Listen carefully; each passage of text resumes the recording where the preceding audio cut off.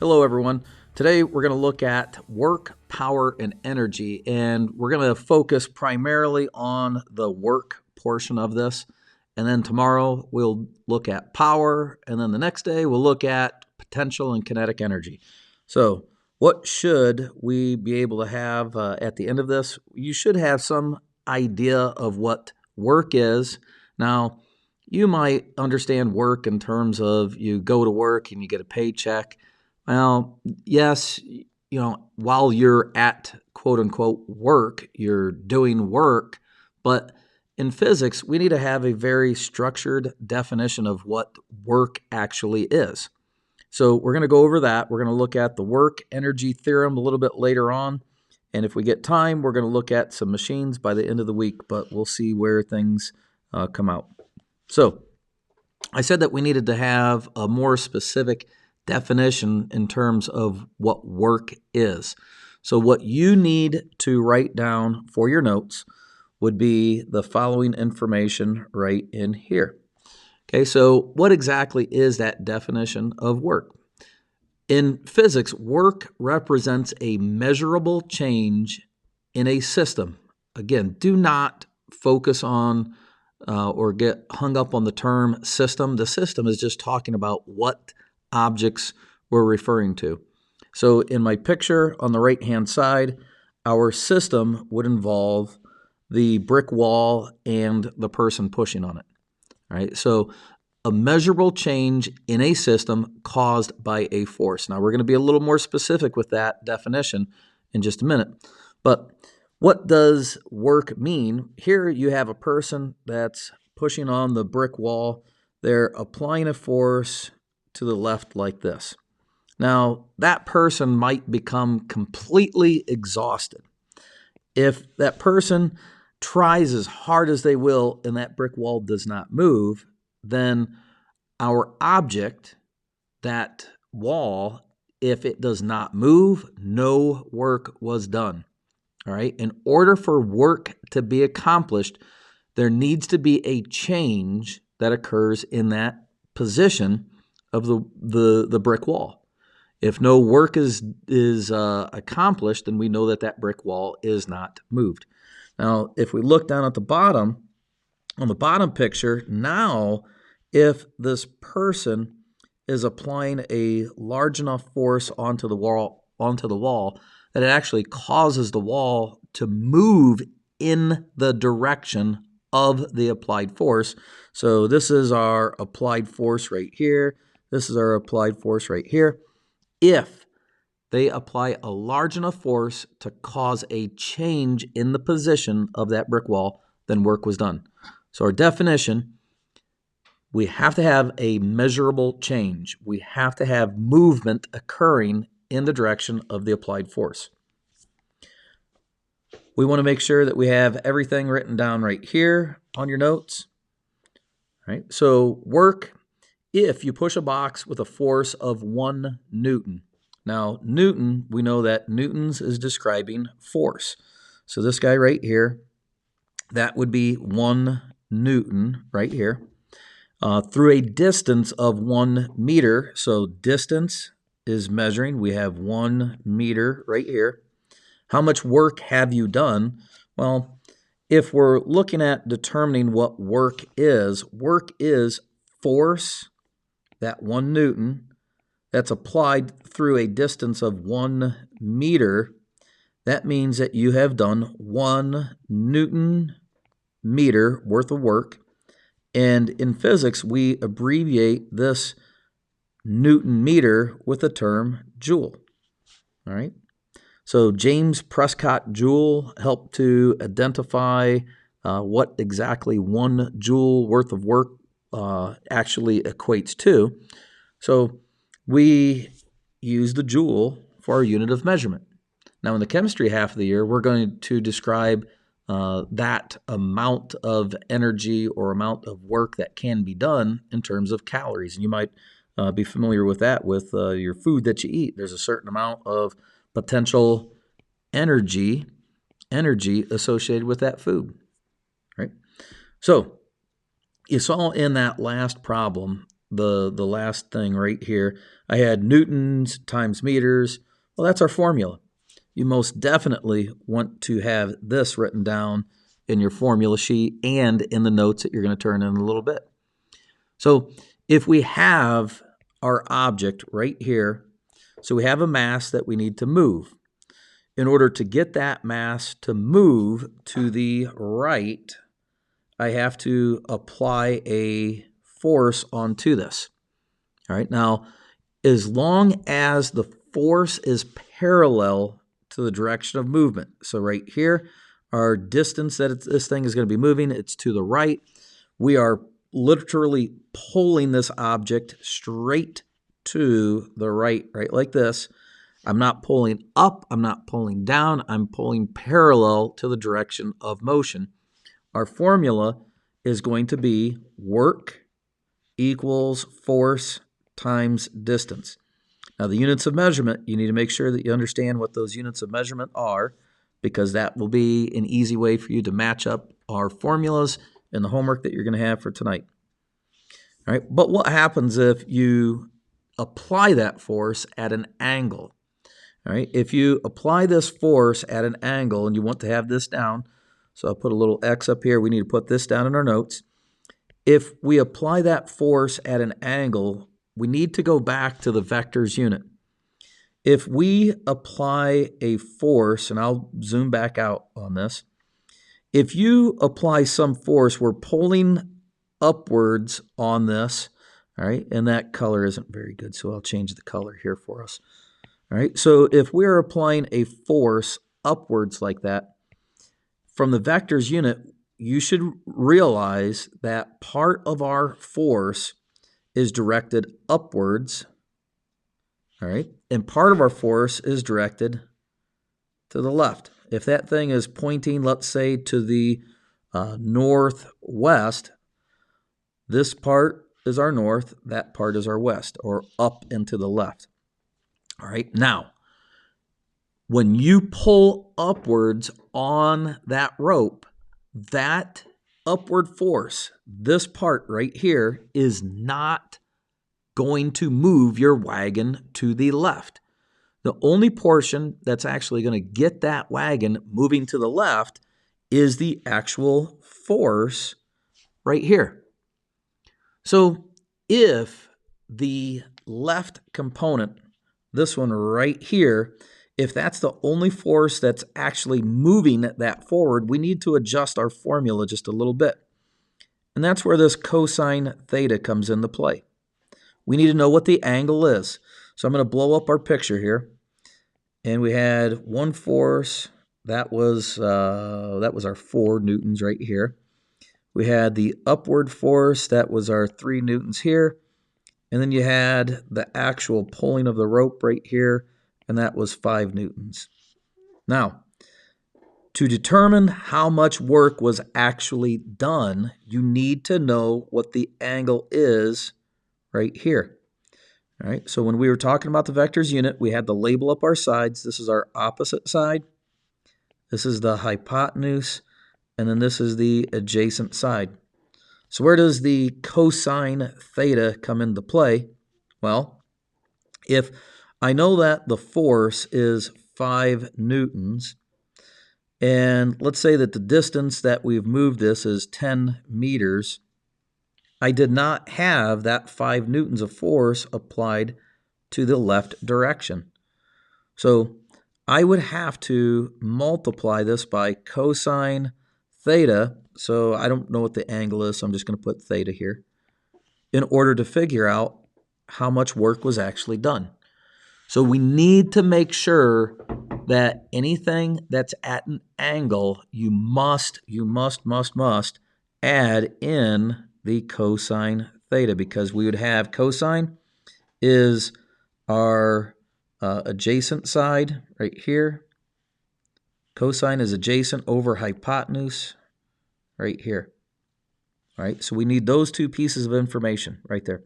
So the amount of work that we would actually have to have in this, we would want to put in the information, what we see right here, okay? Now, let's go on to the next thing. If we do work in the horizontal direction, if you're going to be lifting something upwards, you're working against gravity. So we want to have this formula in here too, because we want to make sure that we understand that when we're trying to describe lifting something vertically straight up, we need to know what the mass of the object is and then the gravitational pull. Well, right here, isn't that the same thing as our weight? Of course it is. So work equals force, and in this case, our force is the weight.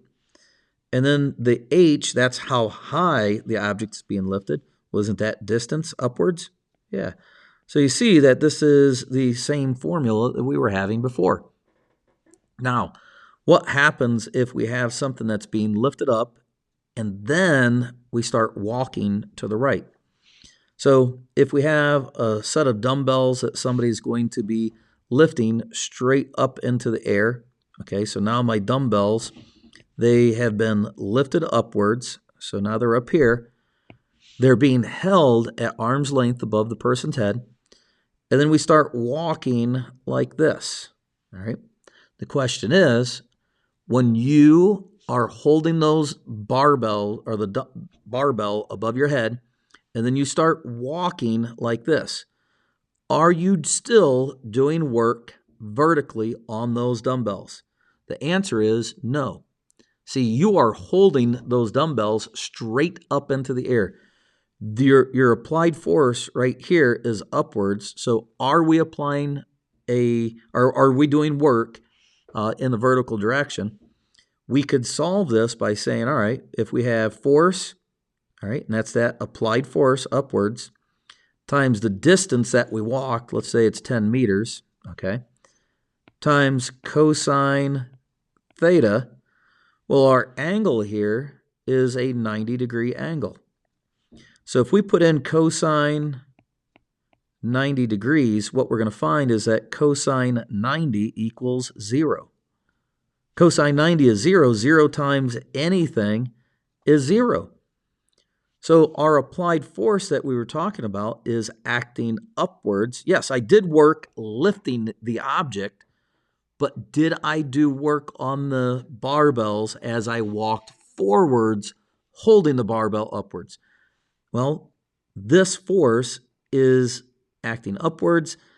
We would not be doing any more work after it's raised to that height as we walk forward. All right, I hope that makes sense. All right, so if we wanted to calculate how much work somebody would do climbing up a set of stairs, again, we're simply going to look at our total height that we would have walked upwards and multiply that by how much mass that we're lifting and the gravitational pull. Okay. If we were to work out a problem here for the first part, it says calculate the work that's done. So you have mass, all right? Work equals force times distance. This is just an example. We're going to match our units of measurement up. We have 1,500 kilograms. Now, why am I putting it there? Because we're looking at lifting something. Weight equals mass times gravitational pull. So we'd have our gravitational pull, 9.8 meters per second squared. And then you would multiply that times the distance that it's lifted, 50 meters. You put that all into your calculator. That would tell you how many joules worth of work that this crane right here would have done lifting that I-beam up a height of 50 meters. To recap, let's make sure that you have this in your notes. Work equals, so again, this stuff right here, we want to have this in your notes. It says work involves force and distance. Work equals force times distance for our formula. Now remember that this is only if it's parallel to the direction of movement. If we're at an angle, you would have to add the cosine theta portion in there. In order for work to be done, you have to have an applied force and the object has to be moving in the direction of the applied force. All right. So if you need to pause this, pause it, write those down. If you got them all, let's move on. We have our checks. It says, if you push against a stationary brick wall for several minutes, you do no work. All right, now is the brick wall moving? If the answer is no, okay, I want you to put down what you believe your response to be. So here we go. If the brick wall did not move, you did no work on the brick wall. Okay. Your muscles, you might be tired. Your muscles, you might have been moving them back and forth. But if the wall did not move, you did not do work on the brick wall. If we have somebody lifting something up, you don't need to write anything down here. If we had somebody lifting something up and we lifted it twice the distance, so if we lifted it here versus if we lifted it up here, if it's twice the distance, you would do twice the amount of work. Right?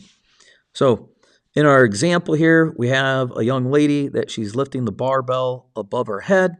She's doing work in the vertical direction.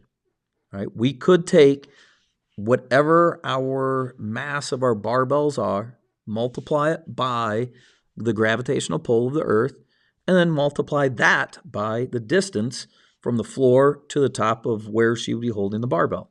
Work would be done in that direction. Now, if she started walking forward, no longer would any more work be done in the vertical direction. All right? Another check. Work is done in lifting a barbell. How much work is done in lifting a barbell that is twice as heavy with the same distance? All right, so we're doubling the weight or doubling the mass, keeping the same distance. How much extra work is done? Make your choice. Our answer should be twice as much. And you could always check that by just putting in some generic numbers. Work equals.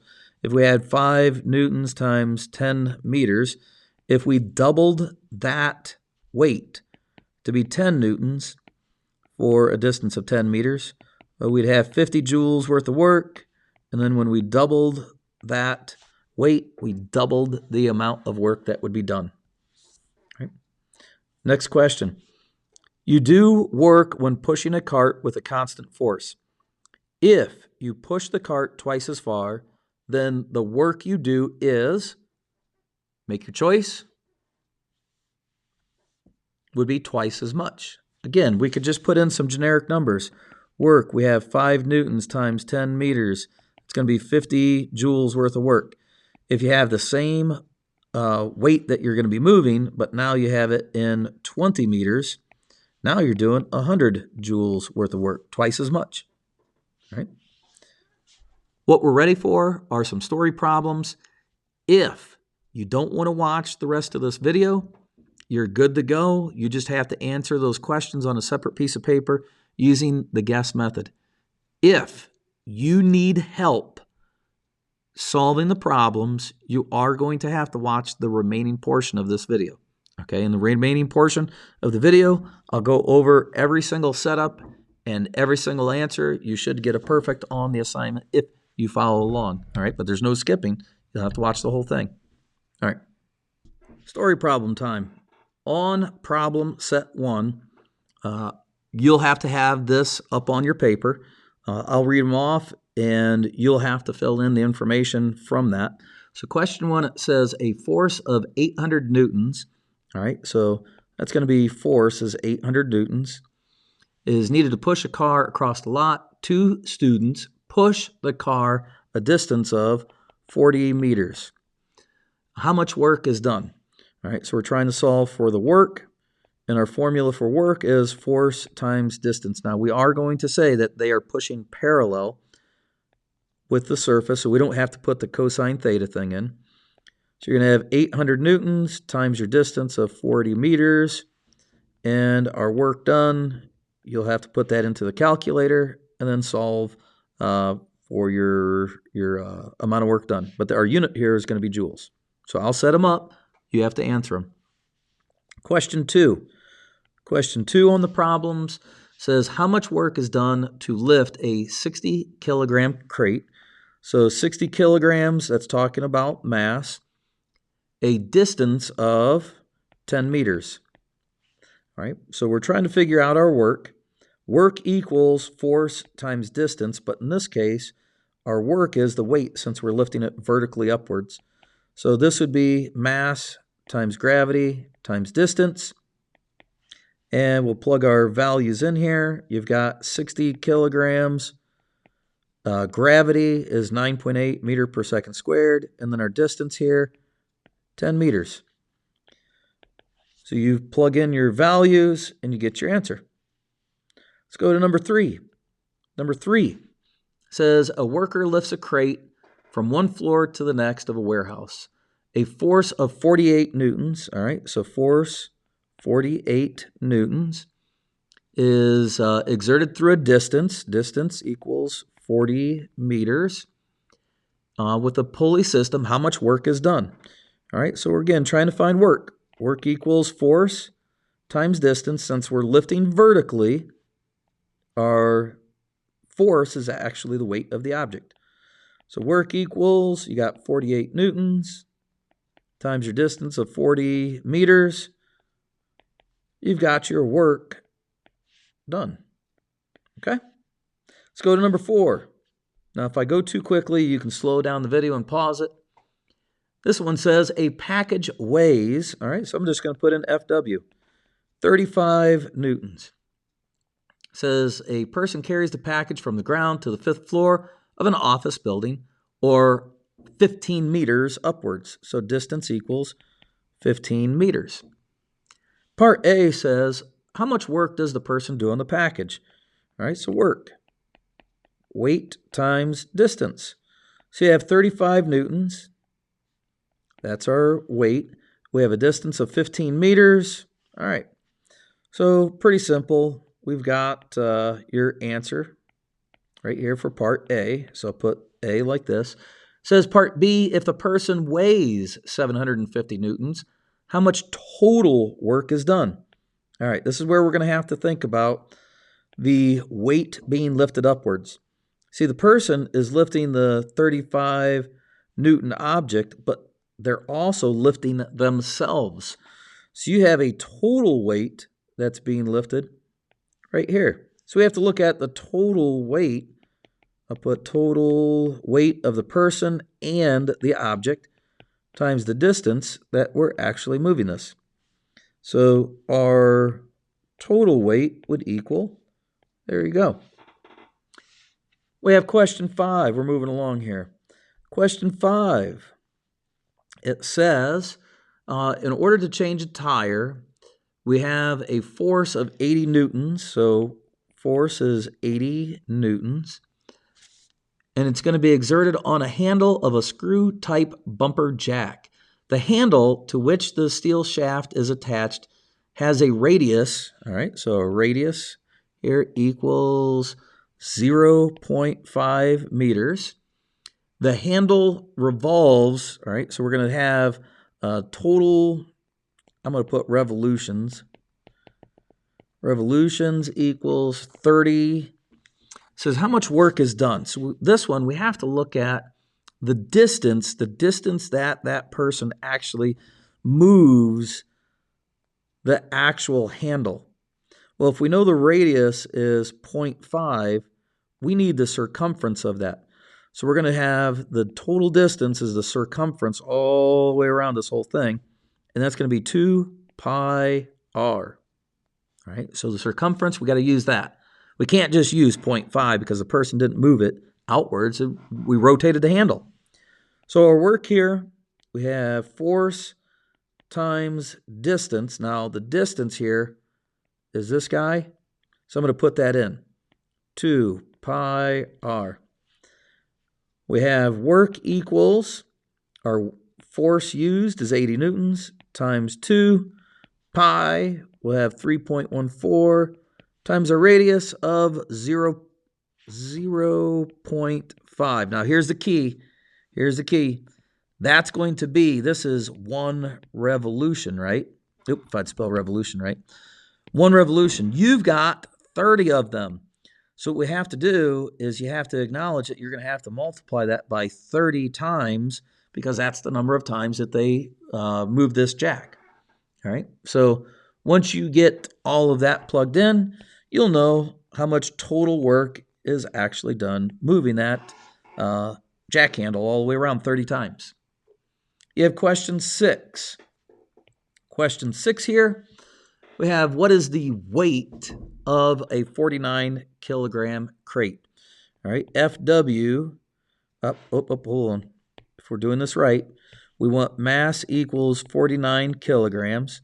I know gravity is 9.8 meter per second squared, and we're being asked what FW is. So you're going to have to take, and I am really getting ahead of myself, sorry about this, weight equals mass times gravity. So our weight of this for part A, you've got 49 kilograms times the gravitational pull of the Earth, and you've got your weight for part A. All right, now it says that this person, they're going to lift this crate a distance of 10 meters. So how much work is done? Well, work is force times distance. And everything we're looking at, you should notice we have no angles that are being given to us. So our weight from the previous answer, whatever you have here, that's what you're going to plug in right here. Okay. We're going to go times our 10 meters. So the work done, you'll have that all set. We have question 7 now. Question 7 says a worker carries cement blocks weighing, all right, well, FW, that's 150 newtons, up a ladder onto a distance or a scaffold of a distance of 8 meters high. The worker carries them at 2 blocks per minute. All right, so I'm going to put on here 2 blocks per 1 minute right here. How much work is done? All right, so let's do this. I'm going to have work equals force times distance. And we can just say we have 150 newtons times your 8 meters. That's the work done on 1 block. This right here, this is 1 block. All right. Well, they are lifting 2 blocks per minute, correct? So if they're walking and they're carrying this, and they're carrying 2 blocks up this ladder at 2 blocks per minute, you're going to have to take this value right here, and you're going to have to multiply that by 2 to get 2 blocks per minute. All right, so we'll take this value, and we're going to, and I'm just going to put W times 2 because that's the amount of work done. All right, so that's the total work done in, put joules in 1 minute. All right, so that's going to get you for 1 minute, but for part A, it wants it for 10 minutes. So once you have this value, that's how much work is done in 1 minute, you just simply multiply it by 10 to get your amount of work done in 10 minutes. So this is your answer right here. Now, for part B, it says how much work is done in an hour. Well, if you know the amount of work done in 10 minutes, you can multiply that by 6 because there's 60 minutes in an hour. So I ran out of space. So that would give you the amount of work done in 1 hour. All right, so we'd have to put our unit of measure on there also. We go to number 8. Number 8, I am going to leave number 8 and number 9. All right, we've done all of these so far. I'm going to leave these 2 up to you to fill out. So I will set up your givens, and then you fill everything else out with this. So for number 8, you have a mass of the jackhammer is 100 kilograms. So you're going to have gravity involved with this. It says that you have a distance of 5 meters, And then it throws in here this thing of a time of 10 seconds with this also. Says, how much does the hammer weigh? All right, so you're going to have to figure out this guy right here. It says also how much work must be done to lift the hammer. So work equals, well, we know it's our force and distance. And then it says how much work does the machine do in 1 minute? Well, you know how much work this thing does in 10 seconds. So you're going to have to use that time to figure out how much work is done in 1 minute. Okay, this is the amount of work done in 10 seconds. You got to find it in 1 minute. And then the last question, number 9, what are our givens? We have a mass of 50 kilograms. So anytime you see that, you automatically should throw in gravity. Okay, so we have gravitational pull. We have a distance that this person is going to be walking up a height of 6 meters. And then you have to figure out how much total work is being done. Okay, you got to fill in the rest of those. So when you're all finished up, I want pictures of the notes and the pictures of the problems all solved out using the guess method. Take pictures of all that stuff, submit it to Schoology, and you're all set for today. Tomorrow, we're going to start looking at power, how power is related to work, trying to figure out how much work can be done in a set amount of time. So that will be tomorrow. All right, take care.